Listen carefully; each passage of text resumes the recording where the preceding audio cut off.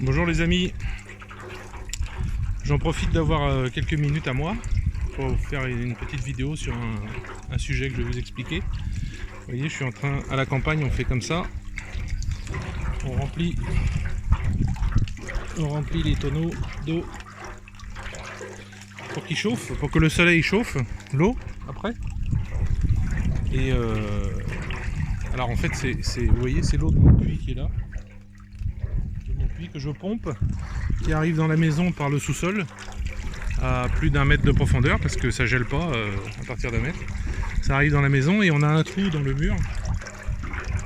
Et vous voyez, on fait. Alors je mets ça pour protéger un peu les fondations de l'eau parce que c'est vieux, il faut que je les change. J'ai pas encore eu le temps de le faire, on fera ça l'année prochaine, je pense. Et puis voilà, et puis on remplit les tonneaux avec ça. Alors, qu'est-ce que je voulais vous dire? Je voulais vous parler déjà plusieurs petits sujets. Déjà, le permis de conduire. Il y en a encore qui vont brailler, qu'ils bronzent avec le soleil. Alors, le permis de conduire. Quand vous êtes touriste, vous devez avoir, normalement, le permis de conduire international. Mais, il fut un temps, où quand la France marchait à peu près, on faisait une demande, une semaine après on le recevait, par la poste. C'est ce que j'avais fait en 2012 ou un truc comme ça. Mais aujourd'hui, d'après ce que j'ai compris, il faut attendre 9 mois. Donc vous comprenez bien que c'est pas trop possible. Je sais pas pourquoi Enfin, de toute façon, l'État a besoin d'argent, vu que l'État ne gagne plus rien. Vu qu'on a vendu toutes nos colonies, tout ça, il n'y a plus de pétrole, il n'y a plus de gaz, il n'y a plus d'or, il n'y a plus de diamants, il n'y a plus rien. Donc voilà, il faut vous habituer à ce qu'il y ait encore de moins en moins au fur et à mesure des années. Et donc maintenant, il faut 9 mois. Alors, la solution, c'est de venir en Russie avec votre permis de conduire... Alors moi je dis le permis de conduire rose parce que c'est toujours celui que j'ai, mais il paraît que ça a changé. Et une fois que vous avez ce permis avec vous, vous venez ici, vous le faites traduire par une traductrice assermentée, donc ça se trouve partout. Et cette traductrice, qu'est-ce qu'elle va faire avec votre permis? Elle va l'envoyer chez un notaire, ou vous allez le faire. Vous allez chez un notaire. Alors je le répète, un notaire c'est pas comme en France, hein, c'est autre chose un notaire en Russie. Ce notaire va faire une sorte de certifié conforme, c'est-à-dire il va prendre toutes vos copies, il va mettre une feuille supplémentaire à la fin en écrivant dessus qu'il constate que l'original est certifié conforme à la copie. Il va tout relier avec une ficelle, ils ont une technique pour le faire. Et puis il va vous mettre un tampon, une sorte d'étoile à 50 branches que vous ne pouvez pas déchirer, avec un coup de tampon dessus qui dit que c'est bien, cette copie c'est bien votre permis de conduire, avec la traduction. Et quand vous vous faites arrêter par la police, vous présentez ça. Moi, ça fait 10 ans que je le fais, et j'ai jamais eu de problème. Le policier, il a pris mon truc, il prend mon original, il prend la copie, il regarde, et il voit la traduction, tout est ok, tout est bon. Voilà, donc ça c'est possible. Ensuite, quand vous venez, pour ceux qui se posent la question encore, quand vous venez ici en tant que touriste, ou même après si vous avez un RVP ou VNG, peu importe, le médical c'est gratuit. Alors pas touriste, non, pardon. Le touriste, c'est pour ça qu'ils vous font prendre une assurance quand vous prenez le visa. Assurance qui en général sert pas à grand chose, sauf si vraiment vous avez une grosse tuile. Donc en fait, même si vous êtes touriste, vous pouvez aller dans n'importe quel hôpital privé. Il y en a partout, même nous dans notre petite ville il y en a un, avec des médecins privés, tout est privé, vous les payez en fait. Et donc le dentiste, le gynécologue, enfin tout quoi. Ça c'est... Il y a ça dans la terre, vous voyez, ça doit être assez vieux je pense. Donc, vous allez voir la médecine privée, comme je l'ai dit il n'y a pas longtemps, je suis allé chez le dentiste faire un détartrage complet et soigner une dent, ça m'a coûté 12 €. Donc qu'est-ce qu'on s'emmerde à aller à la rigueur à la médecine gratuite où il va falloir attendre plusieurs heures parce qu'il y a beaucoup de monde, etc. etc.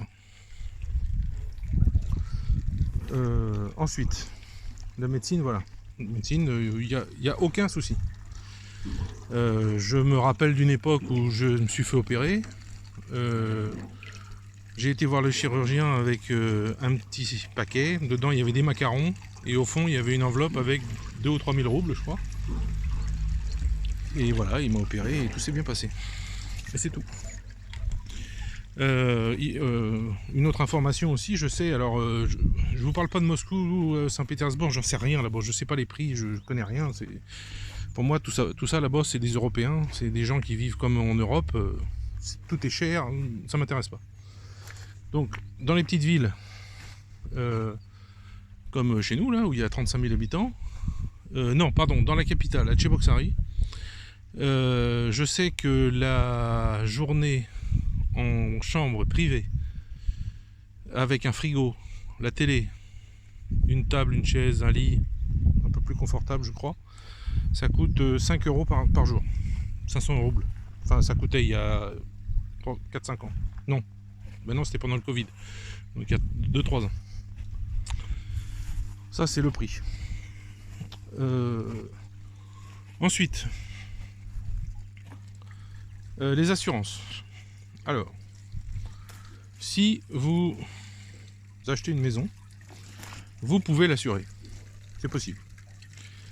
En général, les Russes n'assurent pas. Bon. Après, quand il y a un problème, ils pleurent, mais bon, il n'y a pas des problèmes tous les jours non plus. Mais c'est une habitude, ils n'assurent pas beaucoup leurs choses. Bon, moi, il faudrait que je le fasse un jour. Mais peu importe. Si vous achetez une voiture, ça c'est obligatoire par contre, il faut l'assurer. Ça coûte. Alors, il faut savoir que quand vous arrivez en Russie, vous avez votre RVP qui vient, vous venez de l'avoir. Vous achetez une voiture, ou même si vous êtes touriste, vous pouvez acheter une voiture aussi. Vous êtes considéré par les assurances russes comme jeune conducteur. Donc vous payez plein pot. Alors moi, pour ma Lada Kalina, donc une petite voiture, et pour moi et Elena, donc 2 personnes, la première année, on a payé 110 euros pour l'année. Cette année, on a payé 6 000. En sachant que peu de temps avant de payer, Elena a eu un carton.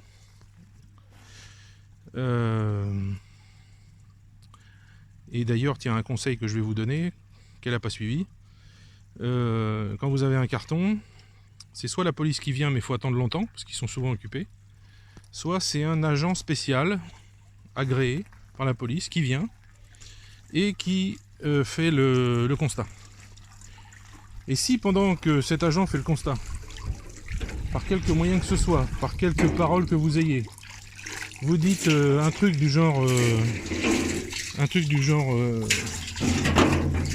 change le tuyau de... Vous dites un truc du genre, bah oui, c'était... Ouais, je sais pas, peut-être c'était ma faute. Lui, il marque c'était de sa faute. Et vous êtes considéré responsable. Quoi que l'autre dise, quoi que c'est vrai, c'est pas vrai, on s'en fout. Vous avez dit c'était de votre faute, c'est de votre faute. Donc, résumé, morale, ne jamais dire que c'est de votre faute. Jamais. Voilà, déjà ça. Ensuite, quand vous vous faites arrêter par la police, s'ils veulent vous mettre une amende, ils peuvent vous la mettre, mais vous devez leur dire, surtout ne pas montrer que vous parlez russe ou anglais ou quoi que ce soit, vous devez leur dire en français, je ne comprends pas ce que vous dites. Vous dites juste, Yani Ponimayo, je ne comprends pas. Ça veut dire que qu'est-ce qu'il va faire le policier? Il va être obligé d'appeler un interprète, de le faire venir, ça va coûter des sous, il va se faire engueuler parce que ça coûte des sous. Donc qu'est-ce qu'il fait? Bon bah allez-y, allez c'est bon, allez-y. Et voilà. Et j'ai toujours fait comme ça. Et ça s'est toujours bien passé. J'ai toujours regardé le mec avec un air ahuri en disant je comprends pas. Je comprends pas ce que vous dites. Je comprenais évidemment, mais je faisais comme si je comprenais pas. Donc c'est la solution pour passer à l'as si vous vous faites arrêter. Alors quelles sont les raisons pour lesquelles la police vous arrête? Vous avez des contrôles routiers de temps en temps. Ah, attention, hein, je parle d'ici. Hein. Par exemple, si vous allez à Kazan, il y a beaucoup de policiers et il y a beaucoup de contrôles. Ça, je le sais. Mais ici, il n'y en a pas. Donc, rarement, il y a des contrôles routiers. Je me suis fait arrêter une fois parce que j'avais changé de voie sans mettre mon clignotant. Le type, il n'a pas voulu se prendre la tête.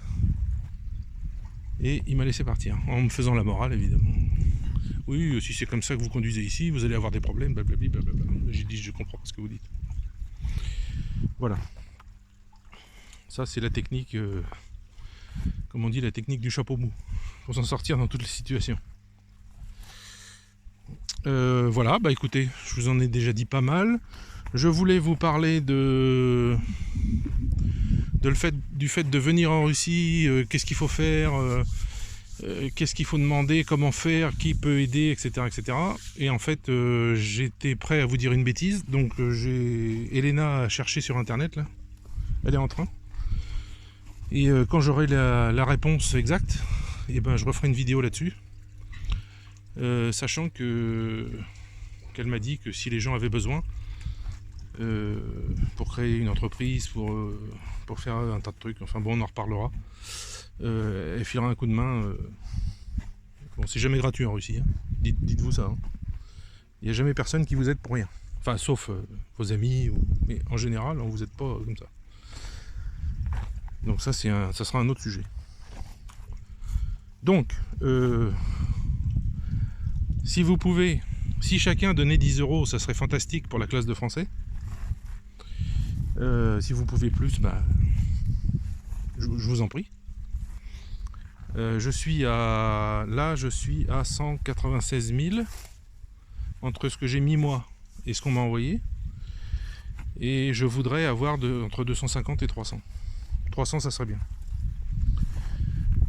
Parce que vous avez l'esprit libre pour au moins 6 mois, peut-être un an, j'en sais rien. Je connais pas encore le prix des loyers, je connais rien du tout. C'est parce que ça se fait à la russe. C'est très long. Il se passe un mois entre chaque rendez-vous. Enfin, c'est comme ça. Je peux rien y faire. Ensuite, si vous voulez aider pour les mamans et les femmes des soldats qui sont blessés, comme vous le savez peut-être, le mois dernier j'ai donné 300 € que des gens m'avaient envoyé.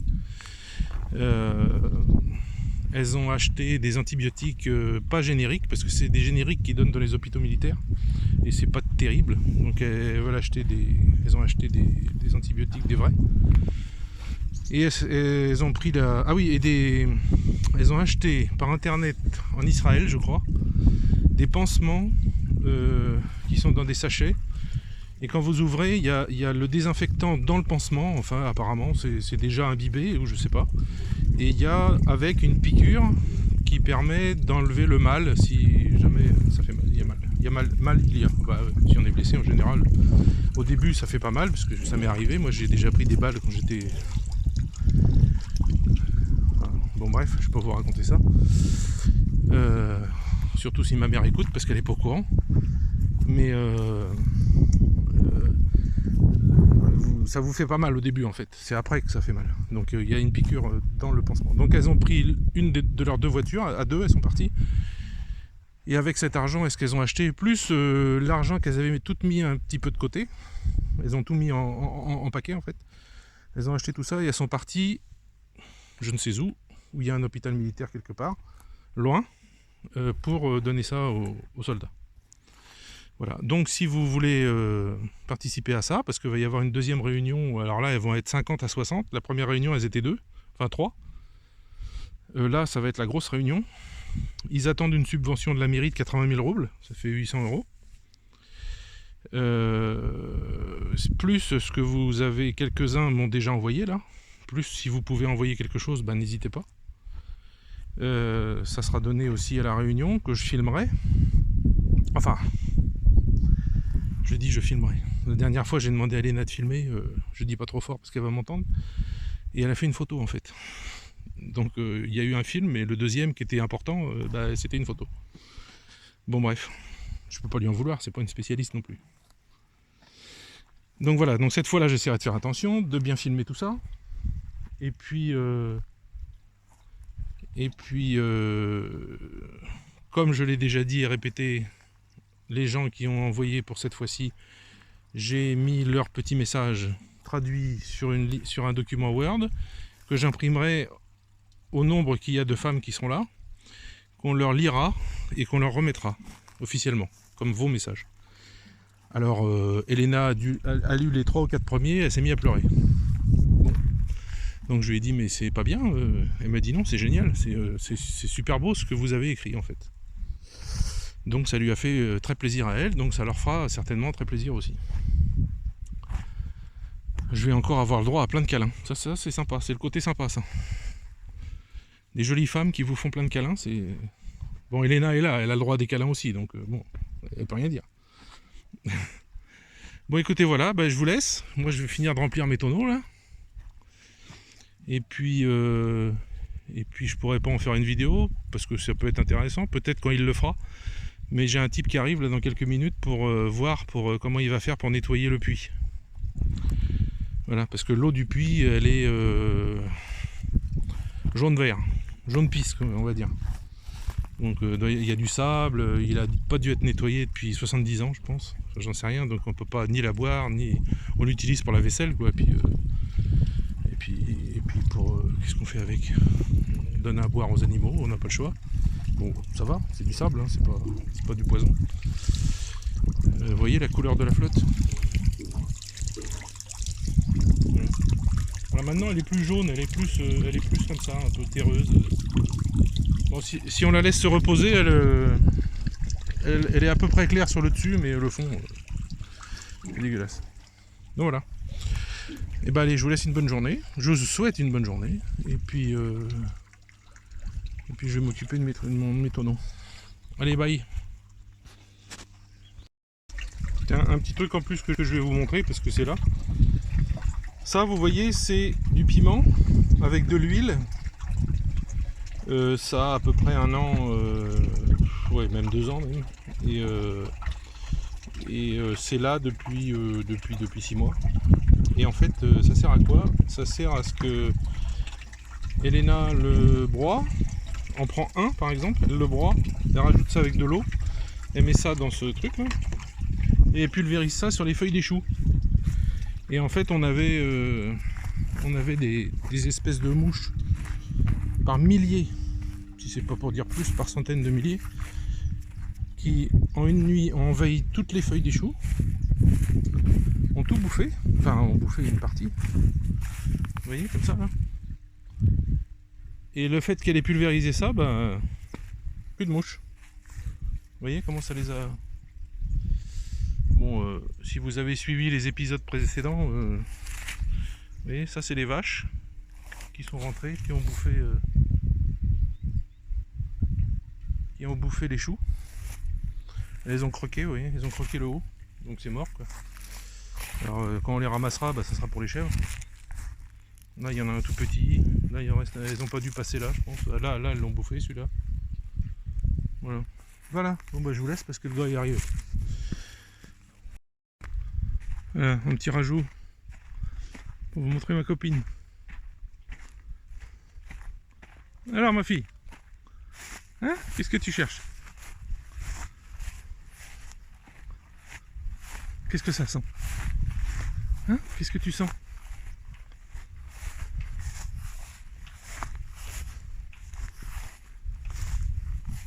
Oh non, elle va pas rester. Alors ma vieille, enfin ma vieille, non, t'es pas vieille. Elle a 2 ans. Tu fais un bisou? Tu fais un bisou? Hein? Ah oui, j'ai rien. D'habitude, j'ai un bout de pain, alors évidemment. Voilà.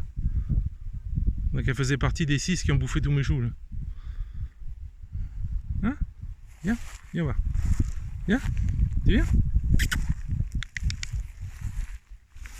Non, elle va pas.